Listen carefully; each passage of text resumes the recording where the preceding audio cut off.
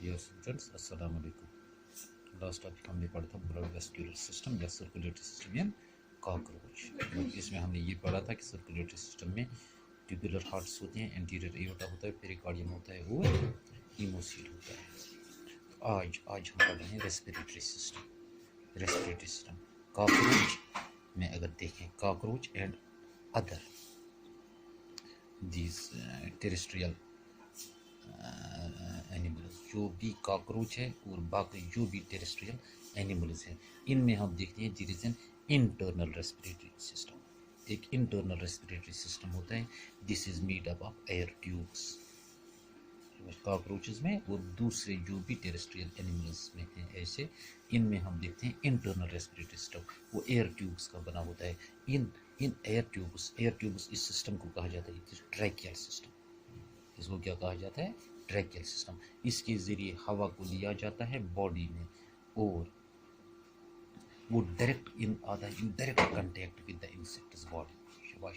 Air is taken, it is taken with the help of air tubes और the tracheal system, जिससे air को क्या होता है, it is brought into the body and is in direct contact with every part of the insects body. शाबाश। यहाँ क्या होगा? It helps in exchange of gases.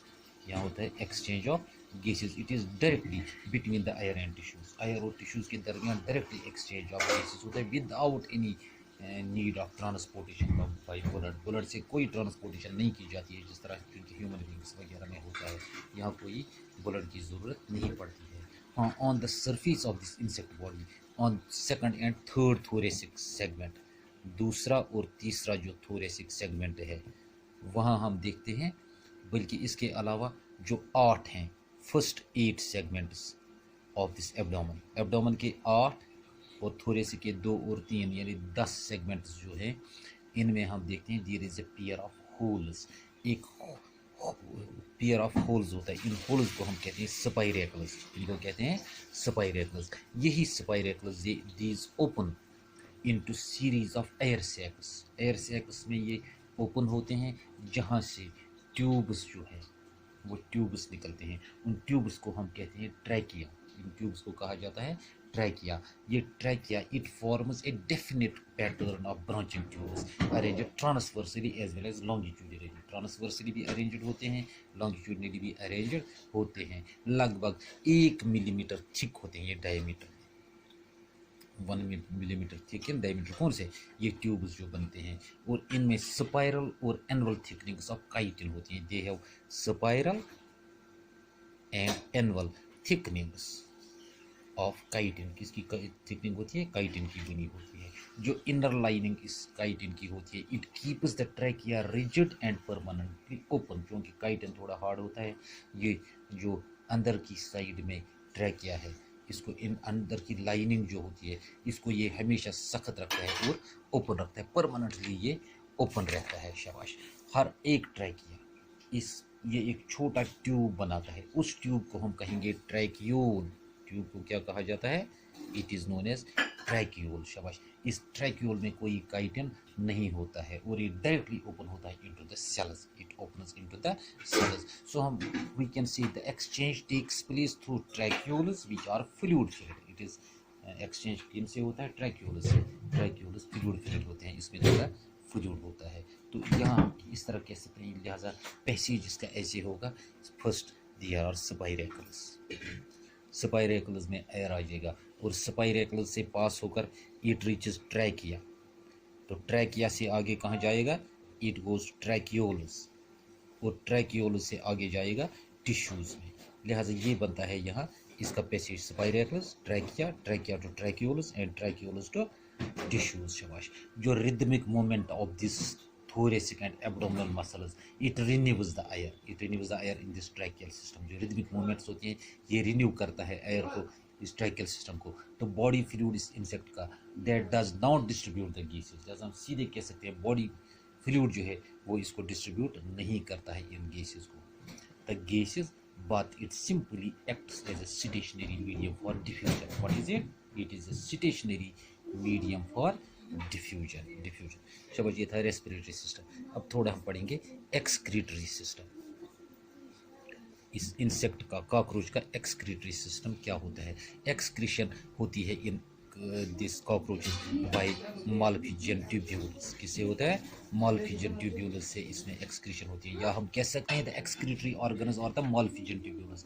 ये मालफिजियन ट्यूब्यूल्स जो कॉकरोच के होते हैं, these are unique excretory organs, they are attached to the alimentary canal. Malpighian tubules कहाँ रहते हैं, attached to the alimentary canal between mid gut and hind gut. अगर mid गट और हाइंड गट हम देखेंगे, जो हमने कल पढ़ा था, this is mid gut, this is hind gut, यहाँ रहते हैं ये मालफिजियन ट्यूब्यूल्स, यहाँ अटैच इसके साथ रहते हैं, प्रेजेंट रहते हैं ये मालफिजियन ट्यूब्यूल्स। क्योंकि इनका colour, they are yellow colour, they are endodermal threads that hang freely in the haemocoel. Haemocoel में ये फ्रीली हैंग्ड रहते हैं, क्योंकि these are present in 6 pairs, 6 groups, 6 groups में मौजूद होते हैं, और लगभग हर ग्रुप में 1 दर्जन होता है, 1 दर्जन ट्यूब्यूल्स होता है, और हर, लिहाजा हम कह सकते हैं लगभग 100 to 150 इन टोटल होते हैं। 100 से 150 मालफिजियन ट्यूब्यूल्स लगभग टोटल होते हैं, क्योंकि ये ग्रुप्स में रहते हैं, 6 ग्रुप्स में रहते हैं, हर एक में 12 लगभग ट्यूब्यूल्स होते हैं, और इस तरह ये एक साइड से दूसरी साइड से ये लगभग टोटल 100 to 150 होते हैं इन टोटल। शाबाश। हर एक Malpighian tubule, it is lined with single layer of glandular epithelial cells. इस मालफिजियन ट्यूब्यूल में एक ग्लैंडुलर एपिथेलियल सेल होती है, ऊपर से कवर हुई है, जिसमें माइक्रोविलाई होते हैं। इसमें क्या होते हैं, माइक्रोविलाई, यू नो माइक्रोविलाई, छोटे छोटे विलाई वगैरह होते हैं। वो क्या करते हैं, they extract water and nitrogen waste, nitrogenous waste from the haemocoel. Haemocoel से नाइट्रोजनस वेस्ट बाहर निकालते हैं, वाटर बाहर निकालते हैं, और इसको कन्वर्ट करते हैं इनटू यूरिक एसिड। इसको क्या बनाते हैं, यूरिक एसिड, और इसी यूरिक एसिड को वगैरह पास किया जाता है into ileum part of the hind gut. इसको पास किया कहाँ जाता है, ileum part of the hind gut. क्योंकि हम कह सकते हैं cockroach excretes uric acid, it excretes uric acid, लिहाजा हम कह सकते हैं इट इज यूरिकोटेलिक। कॉकरोच क्या होता है, it is uricotelic. In addition the fat body या fat body, nephrocytes and uricose glands are also present, they also help in excretion. यानी मालफिजियन ट्यूब्यूल्स के अलावा फैट बॉडी, नेफ्रोसाइट्स और uricose glands वो भी एक्सक्रीशन में मदद करते हैं। In rectum most of the water it is reabsorbed, and almost insoluble waste in the form of uric acid is excreted. In insoluble form, in the form of uric acid, it is excreted along with the feces. ले हम कह सकते हैं कि cockroach में rectum जो है, rectum acts as an excretory organ, rectum it acts as an excretory organ. और जो मालफिजियन ट्यूब्यूल्स है वो हम मान सकते हैं they are osmoregulatory function. Malpighian tubules क्या है, they are osmoregulatory in function. शाबाश। The fact that tubules empty their excretory products into the hind gut is an adaptation, it is an adaptation. Why, it is an adaptation to conserve water, क्योंकि इसमें water को conserve करना पड़ता है, save करना पड़ता है। यहाँ इसके अलावा in this cockroach fat body और nephrocytes, they are also believed to be excretory in function. The fat body stores uric acid. Fat body क्या करता है, uric acid as well as wastes. It stores uric acid as wastes along with fats. तो nephrocytes वो sales हैं, they are present along with the fat body or present along the heart also. They also store nitrogenous waste, so भी nitrogenous waste store करते हैं। The excretion may later be removed by blood in hemocoel।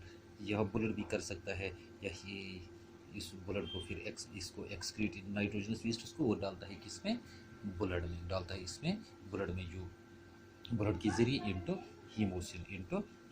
तो ये हम कह सकते हैं थोड़ा it was about excretory system. इंशाल्लाह नेक्स्ट हम पढ़ेंगे नर्वस सिस्टम।